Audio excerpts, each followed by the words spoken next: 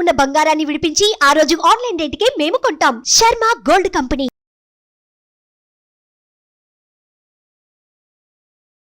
నమస్తే, welcome to Suman TV. నేను మీ యామిని. ప్రస్తుతం మనతో ఉన్నారు ప్రముఖ ఆధ్యాత్మికవేత్త గురుస్వామి బ్రహ్మశ్రీ రాజన్ నంబూద్రి గారు ఉన్నారు.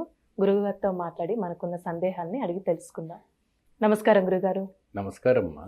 గురుగారు, మే నెలలో అంటే కేరళ శాస్త్రం ప్రకారం అసలు ధనుసు రాశి వారికి ఏ విధంగా ఉంటుందండి? అలానే రాశి వారికి సంబంధించిన ఆలయ దర్శనం కానీ పరిహారం కూడా తెలియచేయండి మాకు. శ్రీ మహాగణపతి దేవతాభ్యో నమః.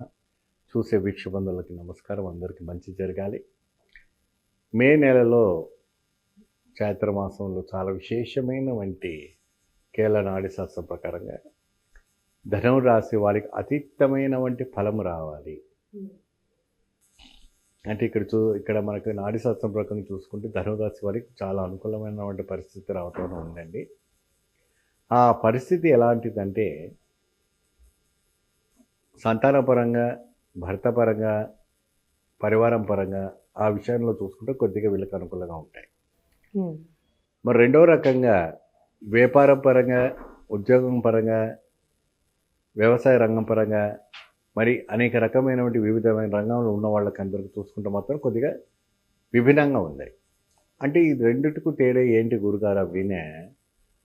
ఇంటర్నల్ అంటే ఇండోర్ వర్క్స్ అంటే ఏదైతే ఇంటికి సంబంధించిన విషయాల్లో కొద్దిగా మీకు మనశ్శాంతి ఉన్నప్పటికీ బయటికి పోయితే మీకు అశాంతి ఉండదు. ఇంత మాది అశాంతి ఉన్నప్పుడు మీరు ఏం చేయాలి అంటే మీకు వెళ్ళిన ఎక్కడ పోయినా అంత ఎదురు అవుతూ ఉంటుంది. ఏది సక్సెస్ఫుల్ అవ్వదు, అనుకున్న పని ఏది సక్సెస్ఫుల్ అవ్వదు. సో ప్రతిరోజు కూడాను మీరు అవమానం, ప్రతిరోజు కూడాను ఒక మూడ్ ఆఫ్లో ఉండటం అనేది జరుగుతుంటుంది. ఎక్కువ శాతము ఈ బంధువు మిత్రులతో గొడవలు పడటము, మరి బ్రదర్ సిస్టర్స్కి గొడవ రావటము, అటువంటివన్నీ కూడా జరుగుతూ ఉంటాయి. సో ఇదేంటంటే అంటే పైకే కాకుండా హార్ట్ఫుల్లీగా వాళ్ళు మూమెంట్ అవుతే చాలా అద్భుతమైనటువంటి ఒక ఫలితం రావటం అనేది జరుగుతూ ఉంటుంది. ధనురాశి వాళ్ళు ఏంటంటే ప్రత్యేకంగా కుంభకోణానికి వెళ్ళండి. కుంభకోణానికి వెళ్ళేసి అక్కడ సతీ సమేతతో పాటు నవగ్రహాలు ఉంటారు. అక్కడికి వెళ్ళి ఈ ధనురాశి వాళ్ళు విశేషమైన పూజ చేసుకుంటే మే నెలలో సంవత్సరం పొడుగునా కూడా మంచి ఫలితం లభిస్తుంది. అలానే ఇప్పుడు వ్యాపారం ఏ విధంగా ఉంటుందండి మే నెలలకు సంబంధించి? ఆర్థికంగా కానీ కొంచెం ఆర్థికంగా కొద్దిగా అటు ఇటే ఉంటుందమ్మా. పెద్దగా ఏం లాభదాయకం ఉండదు, అటు ఇటే ఉంటుంది. కాబట్టి కొద్దిగా జాగ్రత్త వహిస్తే సరిపోతుంది. అంటే ఆరోగ్య సమస్యలు ఉన్నాయండి వీళ్ళకి ఏమైనా? ఒకటి ఏంటంటే నిరాశను పడిపోవటము, థైరాయిడ్ రావడము, ఊపిరితిత్తులు ఆడకపోవటము, కొన్ని విశేషాల్లో డిసీజ్ రావటం అలాంటివన్నీ కూడా జరుగుతుంటాయి. కాబట్టి కొద్దిగా జాగ్రత్త వహించాలి. ఇంకొకటి ఏంటంటే ఉప్పుని మీరు భగవంతుని దగ్గర పెట్టి దీపారాధన చేయటం చాలా విశేషం. అంటే ఎవరికి పెడితే భగవంతుడికి అంటే భగవంతుని పెడతారు அப்படின்னு కూడా మీకు అనుమానం వస్తుంది. అంటే ఎక్కువ శాతం లక్ష్మీదేవికి, దుర్గాదేవికి పెడతారు కదా அப்படின்னு అంటుంటారు. కానీ ఇక్కడ ఏంటంటే కార్తికేశ్వర స్వామికి మీరు మిరియాలు, ఉప్పు కలిపిన వంటిది ఏదైతే ఉందో రెండు కలిపి ఒక ప్లేట్లో పోసి దానిపైన ఉప్పు దీపం పెట్టాలి. అది మంగళవారం రోజున ఒక 6 మంగళవారం పాటుగా కార్తికేశ్వర స్వామికి అంటే సుబ్రహ్మణ్యేశ్వర స్వామికి ఈ ఒక ఉప్పు మిరియాల దీపం పెట్టుకోవడం వల్ల మంచి విశేషమైన ఫలితాలు రావటం అనేది జరుగుతుంటాయి. అంటే ఎప్పటికి పెట్టుకోవచ్చు అంటే ఎప్పటికైనా పెట్టుకోవచ్చు. ఎన్ని వారాలంటే అన్ని వారాలు మీకు బాగా కలిసి వస్తుంది. ఎప్పుడైనా ఉప్పు మిరియాలు పోసినప్పుడు అంటే దిష్టి, నరదిష్టి, దోష ఏదైతే ఉన్నా అవన్నీ కూడా తొలగిపోతుంది. ఆరోగ్యపరమైనటువంటి ఏదైతే ఉందో అవన్నీ కూడా మంచి బాగా కలిసి వస్తాయి. దోషాలు పోతాయి, ప్రశాంతమైనటువంటి వాతావరణం రావటం అనేది జరుగుతాయి.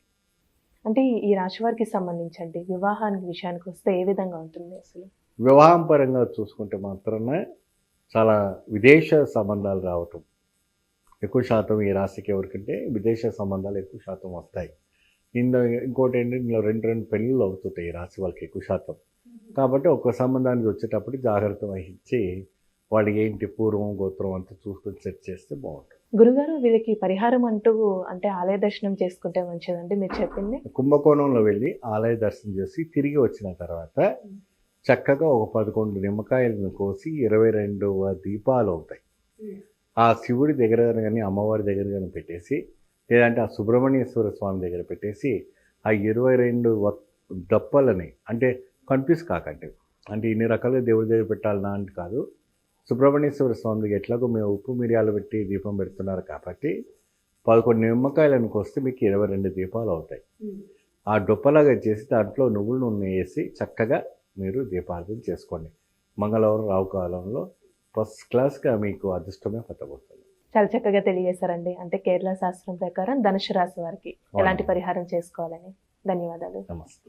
చూసారు కదండి, అంటే కేరళ శాస్త్రం ప్రకారం గురుగారు మాటగా మనకి తెలియజేశారు కాబట్టి మీరు కూడా మీ జాతకానికి సంబంధించి కానీ మీ ఇంటి వ్యాపార వాస్తుకు సంబంధించి ఎలాంటి విషయాలైనా మీరు తెలుసుకోవాలనుకుంటే స్క్రీన్ మీద కనిపిస్తున్న నెంబర్కి కాల్ చేసి గురుగారిని సంప్రదించవచ్చు. ఇలాంటి విశేషమైన అంశాలతో మళ్ళీ మీ ముందుంటాను. ధన్యవాదాలు. సుమన్ టీవీలో మీ పర్సనల్ అండ్ బిజినెస్ ప్రమోషన్స్ కోసం కింది నెంబర్కి కాంటాక్ట్ చేయండి.